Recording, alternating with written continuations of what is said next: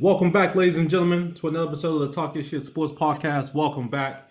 Pete, we got a special one tonight. We got some family on board. Oh yeah. This is the first time in history, man. A father-daughter combination on the show, man. Yeah. From a softball phenom from to a baseball phenom to a father and daughter duo, man. Boston bred, Eastie born and bred, right? Right, Jimmy? Gotta get it correct. Hey, I'm Eastie. Unfortunately, she's Charlestown. Yeah. Got the Eastie over here, the Tally over here. Okay. But welcome, man. I want to welcome y'all to the podcast, man. Thank y'all for coming on to share your journey. This means a lot to us, man, and seeing all the success that Riley is having and all the success that you've had over your career, Jimmy, man. I want to salute you. Just from as a former teammate, just seeing, your greatness up close, man. And I know the apple doesn't fall far from the tree. So Riley, I know you're special, and I can't wait to catch a game this summer. All right, Pete, let's go ahead and get started, man. What you got? Let's let the people know where did your sports journey started? Your dad just told us Charlestown. So did you pick up the bat and glove in Charlestown? I think so, yeah, with T-ball. I think it was 4 or 5, maybe. So did you fall in love with the game then, or when did you fall in love with playing softball?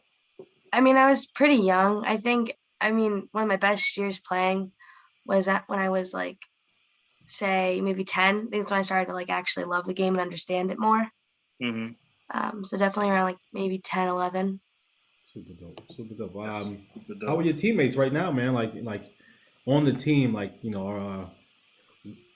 where would you say you're a leader on the team? I would definitely say that I am one of the captains because we do have older girls on the team. Nice. Definitely along with our pitcher and our catcher. But obviously with a team being my stepdad and my dad, I kind of have to be one of the leaders and not mess around during practices and games. Right. Well, I'm sure you're doing an awesome job. I know Jimmy's on you. How's it like playing for your dad? You can be real. You can be real. You can tell that. It's definitely, I get more of all the anger than all the girls do. I definitely get pushed more, and I get more expected from me than the other girls. Because he knows what I'm capable of and what I can do when I actually try. Right. Yeah, we all need it, man. Our dads were along for the journey while we were playing, man, and I'm sure Jimmy can tell you, man. It was a lot of car rides home where we got chewed out. It's a lot of fun car rides. I'll tell you that. Right. All right, Jim. Well, share with the people where your baseball journey got started, man.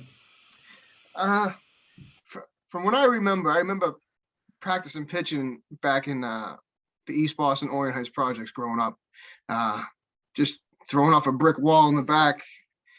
And my mother and father said, "Hey, you got a pretty good arm, kid." And then from there, it was little league, minor league, and then one day I was playing, I think it was senior league, about 13 years old.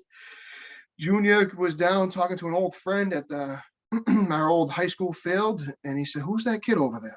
To his friend, and that from that day forward, it was off and running, man. We were all traveling all over the place. I can't forget it, but yeah, I fell in love with the game of baseball in the projects. Hey, same here, bro. Same here, bro. We were playing tennis ball, man. Just and then it just translated over to South End baseball over to Peterson, then obviously over at Jim Rice with the Astros, man. So yeah. Oh Jim, man. Was your dad was he big on baseball or just sports period? He was a sports guy, but he was more so baseball, and of course they with any parent, you try your kids out in any sport. Say, hey, do they got something in anything? Basketball, football, baseball, tennis, who cares? What do they got? And that's kind of what we went through. I if I remember correctly, we went through the progressions, and and baseball was the one that was like, hey, you're pretty That- good that with kinda- it. that So kinda stuck. we ran with it. Nah, that was pretty good, dope. And one thing before D jumps into his question, the one thing that I used to love, and I always say that about D, because I remember like I grew up, obviously me and David, we grew up next to each other, and I just watched how his dad used to just be his coach, best friend, mentor, and that's something that I always loved to see when it came to David. And I remember when I used to go to your games, and your dad was the same way. Like he was like, your biggest fan, your biggest supporter. I remember he would coach you from the from the bench, not from the bench, from the bleachers. And it's like, this is super dope. Like every game, he wouldn't miss a game, because I remember you guys used to play at night most of the time, and he Yeah. was there every summer, and that was pretty dope. Yeah, man. So He was he's a good dude, man. He got me everywhere I needed to go, no matter what. Didn't Right. matter if it was 2 hours of traffic. We left on time. It's kind of touching. Yeah. Not and I get it, and that's something that I used to love and enjoy seeing you guys bond. You know what I mean? And that's something, I have a son now, he's 1, and that's something when the time comes for him to play sports, that's the type of dad I want to be for my son. Just be there, support him, whether good or bad game, just being there, and just being a dad at the same time. And I know as parents, we get caught up in the hustle and bustle, working and all this other stuff, but to be actually there for our kids on the diamond, it's a big thing. It's a big thing. Absolutely. I try to do the same for her. I try not to. When I'm not coaching, I try not to push much from the backstop, but it's hard not to. It's hard not to. Yeah. I try to walk away, and but when she does, so I gotta let her know. I gotta let her know. No, I hear you. Jimmy, man, so when you're not coaching or just outside of the game, what are you trying to teach her about the game and how it can, make her a better leader, prepare her for the future? Like, what are you trying to instill in her? Be humble. To be humble, and you got to work hard. This game will hate you, and this game will love you, and it's all on how you treat it. Definitely. I've learned that both ways. She's a good ball player. I'm not gonna be biased. She's a great ball player, but you just got to be humble about it. Which she is. She's very humble. And she's getting better. And I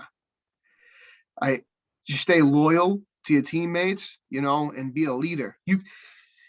And I teach her that you got to have a short memory, because facts. Hey, that's And you hit I the nail on the want you head, Jimmy. Short memory. And I want you to dig into that even deeper, Jimmy, because as baseball players, that we have to have the short memory. you have to, because you're in the field, you make an error, and then you're leading off the inning, and if you take that into that at bat, chances are you're out. You already gone out before you even got up. Messes up your whole game for the entire game. You're out. Yeah. Mentally. I've never seen a player beat themselves up more than this girl right here. I'm telling you, I've seen some players, good ball players, that beat themselves up, but man, will she beat herself up? One error, that's it. She's junk for the game.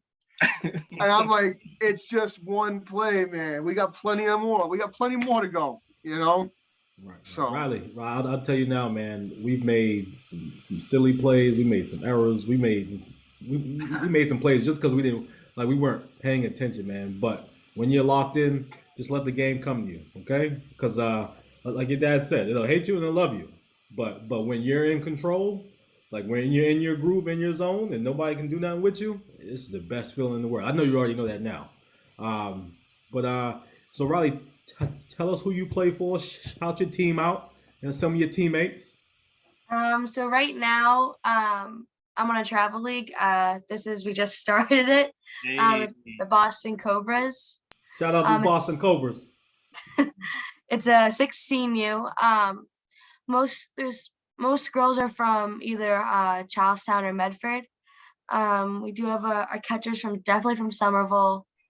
And then I have softball tryouts for school for St. Mary's next Monday. So She's a freshman this year, so Nice.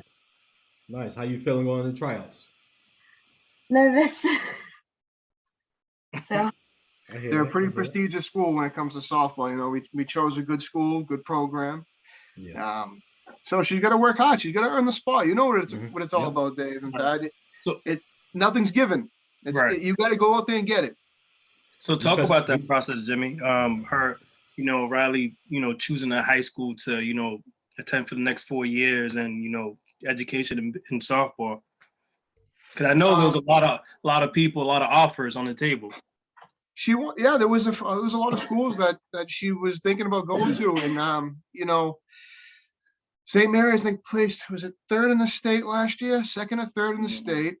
And, they are a relatively young group of girls. There's a ton of freshmen along with her. So, yeah, I mean, it was kind of a no-brainer. It's going to be a building year next couple of years, but by the time the junior, senior year, I don't see a lot of schools stopping them. I really don't. And you know what it's like. I tell her, there's seniors out there. If she wants to be a starter as a freshman, she's got to work harder than those seniors Right. by a long shot. Nah, so like we hit on this on our last episode, man, and I'm glad, I'm happy to hear that you guys said you chose one of the top schools in the state, man, because one of the lessons that we learned from our previous guest, Jamal Burke, his big thing was going wherever the best were, competing against the best, and making sure they know your name. Leaving your legacy, leaving your mark on the game. We have a very short window as athletes, Riley. So when we have an opportunity, we really got to dig in and be almost like with the Mamba mentality at Kobe. Be obsessive about the game. Be obsessive about your academics. Find your schedule, your routine. Stick to it, and you'll blossom. Like you have the coaching, you got your dad, you got your teammates, you got your other leagues. So like you're putting in 10,000 hours, and chasing that greatness is no short feat. And I know it's going to be tough, but you're built for it. You come from a family of winners, of high excellence. So, and you got support, Yep. and you got support of a lot of people that you probably don't know, including us, even though you just met us. So really go after it, man. And we're excited to see, all the great things that you do on and off the field. Yeah, she's lucky enough to come from a pretty decent bloodline, Talk your shit, Jimmy. And not just me, her mom's side of the family were good athletes. Nice. Our side. So she's got a lot going for her, she's just got to put it all together and work hard, and she's going to do well, so got to just work hard. That's it. You know me. I was the first person to try and, we got to run. I'm going to try not to run. But I regret not doing that. I to this day, I say, damn, if I push myself as much as just a little bit more, where would I be now? Right. I eat myself up a little bit about that, Right. So I'm trying to get her not to do that. Right. And that's one thing that, like David just said, there's no shortcuts to success and for greatness. I mean, you see all these phenoms, the Alex Rodriguez, coming out of high school, like all these Ken Griffey's, like these guys put in the time, and then we can just, switch it over to basketball. Kobe Bryant, like these people put in the time to be great. And you have to kind of you gotta be obsessed. You have to like really live and die softball, if that makes sense, Riley. And that's one of those things that you have to, really lock in. Like once everything starts, slowing down for you, and as far as like, you're not letting the errors or you striking out take you out of your game, like you're just gonna blossom. Because baseball is one of those games that you really have to have a short memory, because every inning it's a new game. Facts. Absolutely true. Thanks. Jimmy, man, let's turn back the clock a little bit. What are some of your best memories of playing with the Astros, man? I'd have to say one of them was one of the funniest ones was your dad getting on a plane for the first time. It was me and his first time. It was actually his It was both- second time, but it was my first time. It was your first time, his second time. That's okay. And man, was that one that was hilarious. You were scared shit. We weren't even we didn't even leave Jim Rice Field yet. He's like, I can't do it. I'm not doing it. Where'd you guys go to? It was Georgia. Florida. Florida. And what was it? On the way back, we had the hurricane. Do you remember that? It was they let us take off in a hurricane. Everyone was fucking scared shit. Yeah. That was insane. Yeah. That was one of the funnest memories. But no, you know, I remember a lot on the field, right? A lot of good times. The most I remember is off the field. Hanging out with the guys, just going nuts in the hotels and making lifelong friends. Right. You know, I do remember a lot on the field, you know, but God, the time I remember more off the field than I do on the field. The laughs, you know, if she wasn't right, the crazy shit that we guys, you know, we did. There was, there was plenty of other, you know, there's softball girls there too at the same time, and you know, it was a good time. Riley's like, look, Dad, what are you talking about? No, you know, man, good time, man.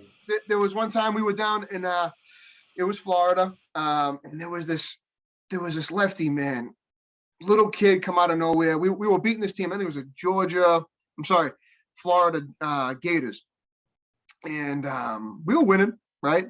And then they come to switch out the pitcher, and now this kid's warming up on the mound. He's just throwing maybe 70 miles an hour. We're all in the dugout going, we're gonna fucking smash this kid. This guy is nothing. And then the first batter gets up. I want to say it might have been JJ or Stefan. This kid let out a ball that was over 95 miles an hour. And he looked over at the dugout and would have put his hands up like, what now? And I go, I go, oh man, this kid was hiding from us. And he just annihilated us after that. But no, you know, I just miss the camaraderie. Yeah. I really do, man. You know, we used to play the older guys when, you know, Fat, Danny Gomez, all you guys, when we play you guys, it always brought the best out of us because we had to play up. We had to play better. And that's something that I enjoy. And like you said, I miss the camaraderie. I miss the traveling with us, you know, different states. Like that's, like you said, we built this brotherhood amongst the whole South End. Anybody that played in the South End is like, they're still family. Like either we reach out via Facebook, we see each other, you know, at the base, you know, sometimes, and it's a real brotherhood. And I think that's important when it comes to playing sports. It's about the relationship and the bonds that you build after that. Because the whole summer, you guys we're playing from May to probably August, if you know we get into tournaments and traveling. So that's a good amount of time that we're spending with each other. It becomes a second family. Right. It does. Really does, man. And then we grow up, Jimmy. Then life took place. I can't even when the pitch, like I won't help the pitcher warm up. No, I can't even bend down no more. He's hurt. Right. They hurt. So Riley, man, tell us how important is it? You know, how important is that sisterhood? How important is that camaraderie for you? You know, when you guys are down 3 in the 5th, you know, or if you're up 5 in the 1st, but you know it's still a good team. Like, how important is that connectedness during the game for you? I feel if there's like a divide in the team, like whether it be like drama off the field, like with like your friend, or just like you don't like somebody on the team, or just anything like that, that could affect not just you two, but it could affect like the whole team. Like it kind of sets the whole mood. Like if there's just like one bad apple to ruin it, it's just like, it's not fun. There definitely has to be like some type of connection, whether like if it's a new team, like doing like team bonding or just like hanging out in general. Can you guys like like a pitcher and a catcher need to have like a good connection. They need to have a friendship. Like, same with like a shortstop and a first baseman or second base and shortstop. Like everybody needs to have some sort of friendship. There can't be like a divide in the team. It's not going to help anybody. You're actually right. No, that's key. Yeah, that's some free game that she just dropped on on the podcast. No, that's real. That's real, man. So outside of your dad, so Jimmy, another part of this question. This is for you, Riley. Who are some of the other coaches or mentors that have played a big role in your development so far as not only a young lady but also a softball player? Definitely my stepdad. He coaches my Charlestown League and the Cobras with my dad. He's definitely one of the nicer coaches that I've had. He does have a connection with like all the girls. Like most of the girls on the Cobras team, we're all friends. They all know him, but no one really calls each other like coach to like Jimmy or Bill. Okay. So like we all like kind of like have like that like friendship with the coaches too, and like we're all comfortable with everybody. So I'll tell you one thing though is being able to. I'll tell you what, being able to coach a travel team with my daughter's stepdad is a feat in its own. Because how many people do you know that families can't bond together like that? So me and him get along very well. Salute! Shout out to both of y'all. Shout out to both of y'all for putting the kids first, man. For doing. Oh, we get along very well. That's awesome. We get along very well. We gel well. And I think it's a great thing to show kids too that you families can get along no problem, and it's about them. That's right. It. At the end of the day, it's about the kids. And me and him both bring to the table a lot of knowledge, and we can help them progress, and not only in the game but in life. So this is the first year we put this team together. It was a nonprofit. A lot of kids. It's tough for a lot of kids to pay $3,000 to play. For travel ball. So what we did is we went out. We got some funding and stuff like that, and we did this for the city kids. Just like Junior did for us. So we're trying to do that for girls. And that's big, Jim, because it's like you see how that travel team, took you out of East Boston. Because me playing in South End and traveling was actually my first time like leaving the South End. Not just Boston, but the South End. So exposure is what helps a lot of these kids, learn and watch their mind kind of grow. Because for me, that's travel helped me. Like I was like, oh wow, it's more out there than the South End, and it was pretty cool. And I'm I commend you for starting that for these girls, because it's definitely going to help them in the future. Absolutely. She was able to, the base put together a team, Babe Ruth team for girls, and they qualified. They went to the Babe Ruth World Series over in July. It was a 16U. It was her first time traveling like that, and she got to play real competition. She was 14. She was playing 16-year-old girls from all around the country, and I can't say how proud I am of her to actually play up. And I don't think she knew that she can do that. She walked on. She was started on the bench. And then by the third game or the second game, she was the fourth batter. She won all tourney team. Wow. And it was tough, but once you get your shot, you gotta make it worth it. So Riley, talk to us about it. Yeah, definitely. How was it an experience for you? Well, the playing was really scary. That was not window or aisle. Well, we missed our flight, so we had to wait. And then I went by myself on the plane with the coach, and I met him like twice. So like I didn't know the guy. So I was just sitting on the plane with the coach, and it was a little weird. But I shared a hotel room with a girl that I knew really close. Like our families are really close. So that was definitely that was fun. Playing up though, that was definitely like a really good experience, and a couple of those girls I still talk to a lot. Um, those teams, there were some really good ones. I think I hit for the first time a changeup. I've never been able to hit a changeup. I watched her actually grow as a hitter in an at bat. You know, Wow. anytime I've ever seen a changeup thrown to her, you know, she's out on the front foot. The bats are way out in front. And for the first time ever, I sat there and I watched her keep the hands back and actually sit on the changeup. And Yeah. right then and there, I knew she matured as a hitter just from that one at bat. I knew that she started to. Her eyes were able to stop picking that changeup up. You I think know, it was the How, longest how at- proud ever. were you as a dad just seeing that at bat? I had tears. I had tears because even though she ended up getting out, it was so much bigger than that. Right. It was so much bigger because the maturity level grew tenfold, you know, and she didn't even see it like that. But the at bat was, I don't know, an eight pitch.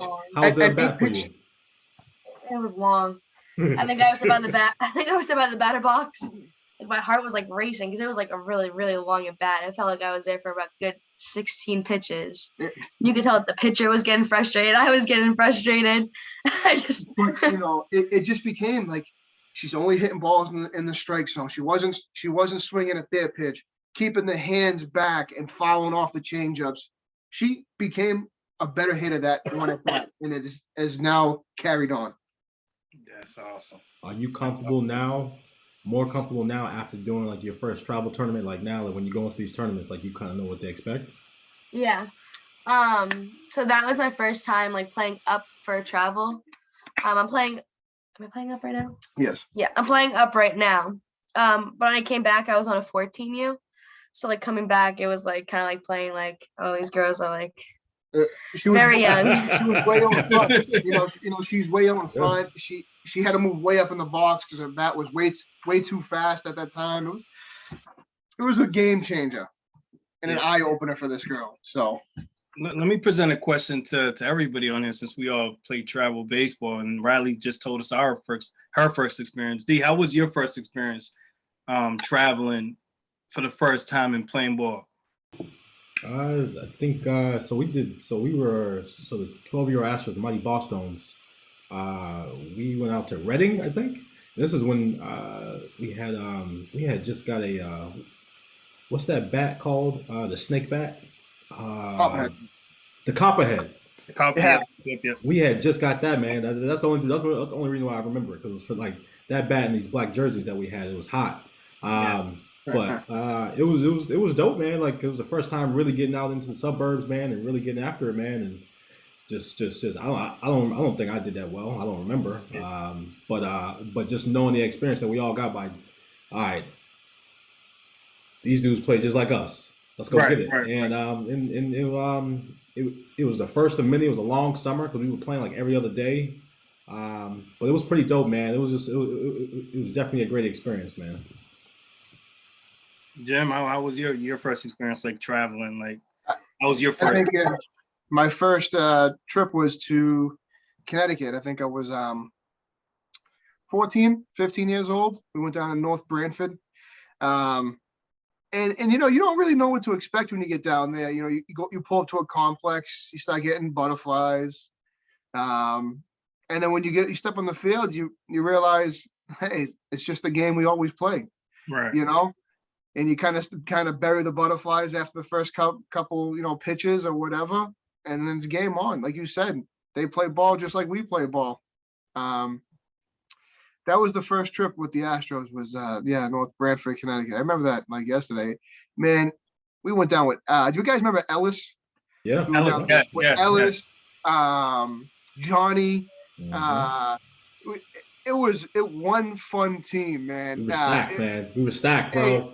We were stacked, bro. But the thing is, we walked in there and they're looking at us like, yo, these dudes are big. There's no way they're 14, 15 years old. What was Johnny at 14? 6'5"? You know, Yeah.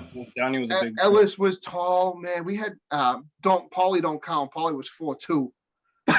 I miss my man Paulie, man. I haven't talked to him in forever, but Shout out to Paulie. But hey, you know that was one of the first trips. It was awesome. How about you, P? Yeah, Where'd you go? I think my first trip was RBI. We went to Trenton for I think it was like 3 days. Dude, I stunk up the joint, man. I was so nervous, man. I was so nervous. Like you, Jimmy, you guys had a lefty that was throwing gas. This guy from Trenton, lefty, real stocky, like just throwing gas. I couldn't see this guy at all. And mind you, I was lead off. Dude, I probably went 0 for 10 that whole trip. It was terrible. It was terrible. But it was just more so nerves because it was like, oh shit, I'm playing outside of Jim Rice. Yeah. Rice. You know, because you get so comfortable playing there. Once you start traveling, those nerves starts kicking in because everything doesn't look familiar anymore. Exactly. I can fully understand that.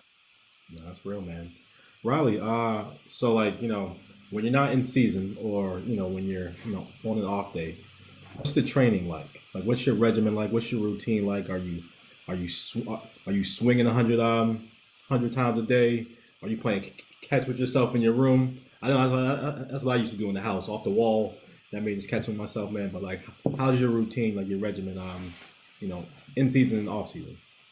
So during the winter, we have an indoor league for the Cobras. So it gives us a chance to like kind of like build a chemistry together, and there's practices with them. And then I'm also on the swim team for my school. So I did that. So right now, so once swim team ended, I would go to the gym Monday, Wednesday, and Friday if I didn't have softball. And then I had captain practice Tuesdays, which was just hitting. And then I had my individual hitting lessons on Thursday. And then I have captain practice, which is just like fielding and stuff like that on Sundays. So Nice. Do you is it ever do you feel like it's ever too much? Like it's too much baseball? Or is it just not enough? I don't really think it's too much. I mean, it's only Okay. Good answer. Good answer. It's only 3 nights a week. Jimmy, man, how about you, man? Like, what was your routine, like your regimen, man, in season, off season? How'd it go for you? Well, I got lucky enough, and in the off season at Eastie, I got blessed with a coach who happened to be a teacher, and he was a powerlifting coach who actually put a team together. And so from October through March, we would prepare for a competition. And man, from my sophomore year to my senior year, that guy made me so strong. It was night and day from when I first started, and then during the season, I try to get 2 days a week in the gym, full body workout, just to try and maintain somewhat, because you don't want to be too tight when you're playing. Right. But besides that, I'd like to go back in time and not eat the way I did, because it didn't matter then. Right. We ate terrible. But knowing the things now, you could have been, you could be so much further. But that's why I'm trying to push those things that I learned along the way onto her. Mm-hmm. And sometimes she thinks I'm being tough, but I'm just trying to pass on what I've learned that I didn't do, that I wish I did. Right. And I guess maybe you could say I'm living through her, maybe, but I see what she has. Right. I see what's there. And I don't want her to ever, when she gets older, say, fuck. I wish I did that. I wish I could have did better. I don't, it's because it's not a good feeling. It's not a good feeling always. Right. If you leave it all out there, you'll never have that. Right. Riley, what's the goal? What's the ultimate dream?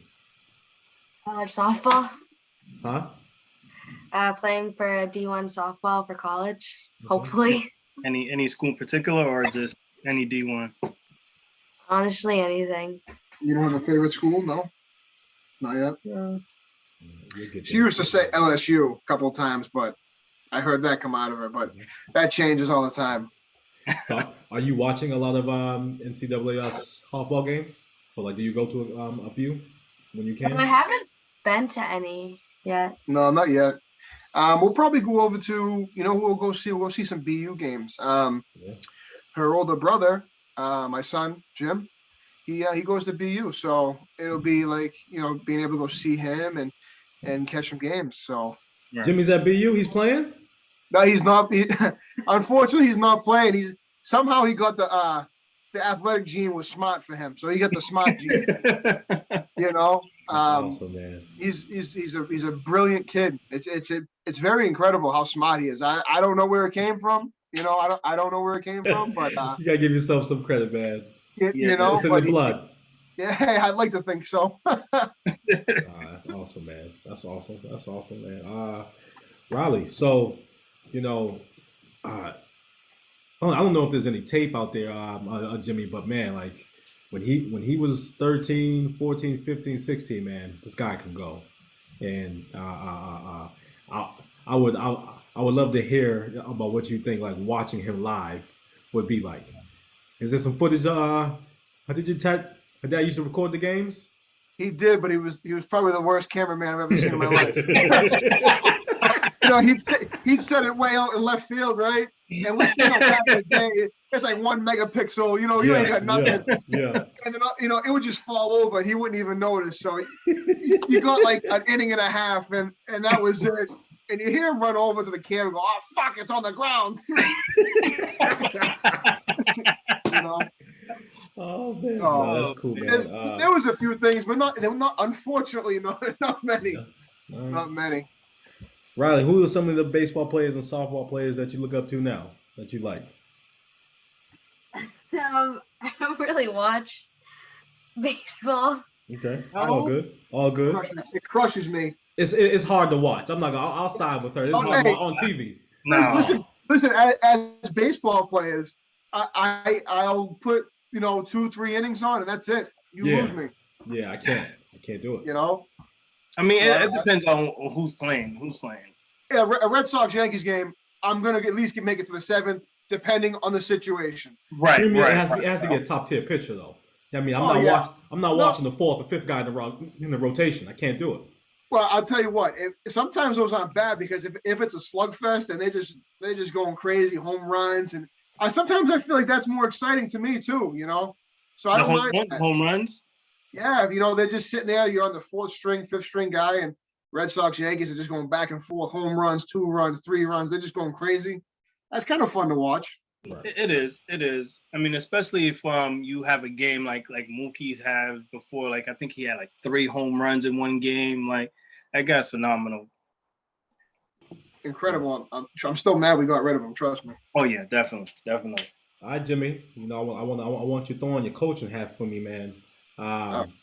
What are some of the toughest challenges that you face as a coach, man? And just in terms of, you know, from what you've been able to learn from the game and actually put it to use on the field, like those moments, like those tough moments, those tough situations. I guess it would have to be those moments where you go, "Fuck, did I make the right decision? Should she have bunted? Should she have bunted? Should I have called a hit and run on that?" You know, and it hasn't happened yet, but because the season hasn't started, and you know, we did the indoor, but it wasn't really true rules the way they do the indoor stuff. Yeah. Mm-hmm. But I already foresee stuff in my head. You know, man on third, 1 out, no outs. Do I take the chance? Do I bunt? Do I see if they overthrow first base? You know, will they make the right play? Will they look her back and throw the runner out at first? Like, these are the things that are already running through my head, and I haven't even stepped on the field yet for a game. Right. And you know, when do you take the pitcher out? When do you make a move? You know, your left fielder is having a hard time seeing the ball. Maybe you need another person out there, but you don't want to pull them and have them beat themselves up like they were doing something. You know, I want to be able to coach them in a way that they don't hate the game. Right. You know, so I'm going to be stern. You know, I'm going to be tough, because let's face it. You know, playing for junior, You had He to was- earn he- your keep. You he, had to earn your keep. He was the best coach I ever played with, and he Right. got the best out of you. And that's the kind of coach I want to be. Right. And that's one of those things, because it's like I look at your team, especially Jimmy's team and David's team, because you guys play together. I really, as an older kid, I envy you guys, and the reason why I say that, because you guys had so much talent on that field at any given time. Like, you can take somebody off the bench and he's still going to produce as a starter. And I was like, how the hell Junior had, because I think you guys were 16 at the time, 16. And I'm like, how the hell Junior has a farm horse of just straight dogs? Because all you guys on that field left it all out there. And that's something that I enjoyed watching every night, because I would go see games after my games, because I would play, I think at the time I was playing ADSL, and my games would be over, and I'll rush over to Jim Wright just to watch you guys play at like 8 o'clock or 9 o'clock. And you guys, fell into line, whether you was a starter, because the starters play like the bench players play like the starters, and vice versa. And it was just an amazing team to watch. It was at any wasn't easy. given time. It wasn't I'm sorry. easy. It wasn't easy. But Jimmy, it wasn't easy because everyone wanted to play. Right. Oh yeah. That was the thing. It was like everyone thought they should be playing on the field at all times. So like when you got, if you got in the third inning or in the fourth, like if you didn't perform, it's like don't expect to play the next game. So like everyone wanted a spot at all times. It was like never really guaranteed. So like we just battled. Even in practice, man, it was just like, yo, it's all fun and games, but hey, I'm here to take your spot. I need my innings. I'm here to work. I need my innings. I'm coming to work. You're up to bat doing your BP. I'm sitting there trying to go yard every swing. I'm trying to sit and put a show on. Say, hey, he's looking good today. Got to get in the lineup. But no, you're right. There wasn't one player on our team that couldn't have been a starter at any given time. It was a team full of starters, and then we got lucky enough to have that. Now, in not only that, man, we had a good coaching staff. Right. I mean, shout out to JJ's dad. That dude can teach. That dude can talk some hitting. That man. Yeah. JJ wasn't a great hitter for no reason. His pops was on it. He was a great coach. I got the chance to be taught by JJ's father, Junior, and then Junior Patterson along the way, Hollywood. Yeah. We were blessed to have those guys. They were great coaches, man. No, it was a perfect storm. It was a perfect storm for us, man. And man, if we can go back, Riley, we're not gonna bore you all this old school talk, man. Old guys talk. And I know you got school tomorrow, so we won't keep you too much longer, man. But is there what part of your game are you looking to improve for the next level? Definitely my fielding. I feel like I make not a lot of errors, but I feel like when I do, I definitely get really mad at myself. I want to be able to play like other positions better, not just first. I want to catch more and just see like where I can take my ability with catching, outfield. But definitely I want to work on my fielding. Super dope. Don't be ashamed, because I couldn't do the infield. That dirt, those ground balls, it wasn't for me. I can catch a little bit. I mean, I can catch a little bit, but I was mainly a right fielder. I didn't have the cannon of the arm, but I was a savvy vet with just enough, athletic ability to get it done. You know what I mean? But don't be ashamed, Riley, man. Like there are plenty of times when I got put at third just every once in a while. Man, that ball will go in the left field so fast. Like I just couldn't do it, man. But don't feel ashamed. But I think you have the right mindset. Attacking it. Putting in those, all those hours that you're putting in 2-3 times a week, man, and just practicing the ground balls, whether it's off the wall or with your dad. Just keep going after it, I know the errors suck, and like it can cost you a run, or it can be detrimental to the team sometimes. But that's what your teammates are for. Your teammates, Yeah. are there to get your back. So just keep grinding. Just keep grinding that. Jimmy, how about you? Like when you were playing, what was the position that you wanted to improve on? I wish I was a catcher. Yeah, I never Yeah. knew that. Never knew You know, that. I was always told, my father said, you're not catching. But I think I was built more for a catcher than I was anything else. Stocky, wide. I had decent arm, and I felt like if I worked on it might, to get to the pros, you don't even have to hit the fucking ball. No, you don't. If you're a decent catcher, you're at least going to go to single A and say, hey, I made it. Right. But I wish I worked on catching some more, because the most part, I pitched, played infield and then played some outfield. But the one spot I never really had the chance to, I don't want to say perfect, but like actually get some work at was catcher. But that's because we had Dave, we had Ramon, we had Paulie. So I was never. He was a bad boy too. Yeah, I was never even in the mix or even thought of. So they were, you over there. Go shag some balls in the outfield. Yeah, we had a good rotation. Man. All right. What was some like fastball or your curveball? Which one was your favorite? I love the fastball, man. Really? I just knew you couldn't. I just knew they couldn't touch it. Once I got in my motion, in my zone with my timing, my 85, 88 looked faster. So I just knew that they couldn't hit it. But man, I'll toss that curveball in 3-2 counts all day long. Oh man, I remember we had a we practiced against you guys one morning. I remember at Jim Rice, and you was on the mound. And there was only 2 times that I've ever been buckled by a kid that was younger than me. It was you and Ellis that same morning. I was like, yeah, I'm not practicing with these guys no more. I'm tired of these guys embarrassing me. Like it's not fair. First of all, you guys shouldn't be throwing that hard at this age. Like I don't know what's going on. And then you guys deuce me up like that. Nah, and it's 10 o'clock in the morning. I'm out of here. A good night prior to that, though. So. Oh man. Jimmy, Riley, we thank y'all. We salute you. We are proud of you.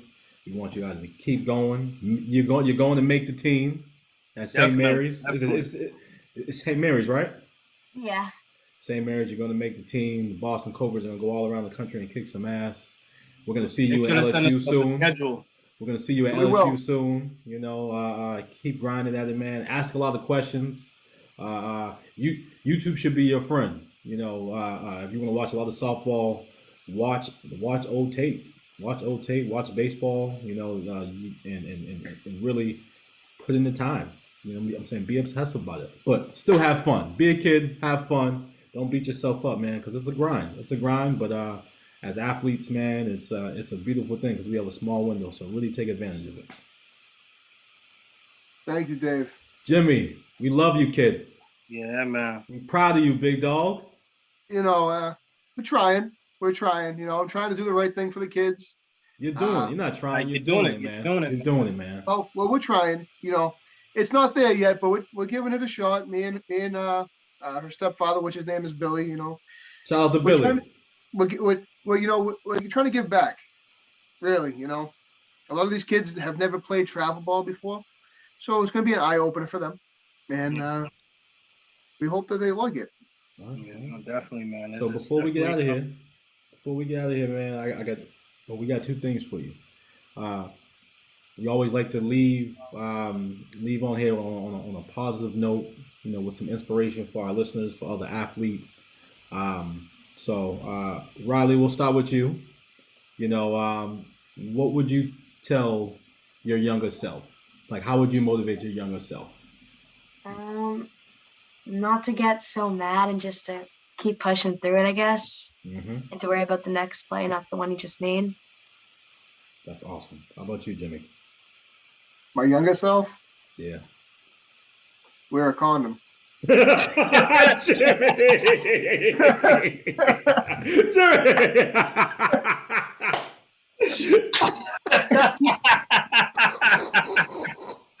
Oh, and there you have it, ladies and gentlemen, at the Talking Shit Sports Podcast. We have the lovely Riley and Jimmy, the family duo, man. Baseball is the game.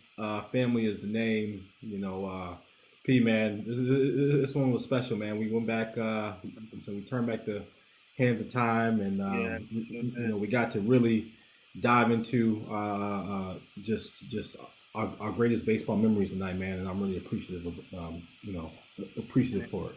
And this is, I think, our first baseball. Oh no! This is our second baseball interview. You know, so we're getting back. You know, reminiscing. It's good. So it's always good to reminisce with the guys, man. Yeah, man. We got Stevie Malo coming on in a couple of weeks, man. Stevie Baseball, man. So everyone, stay tuned, man. I want to thank everyone for tuning into the Talking Shit Sports Podcast. Follow us on Instagram, Facebook. Subscribe to our YouTube channel, the Talking Shit Sports Podcast YouTube channel, and really lock into us. We got some really amazing journeys, and we hope you guys enjoyed tonight. We'll see y'all next week.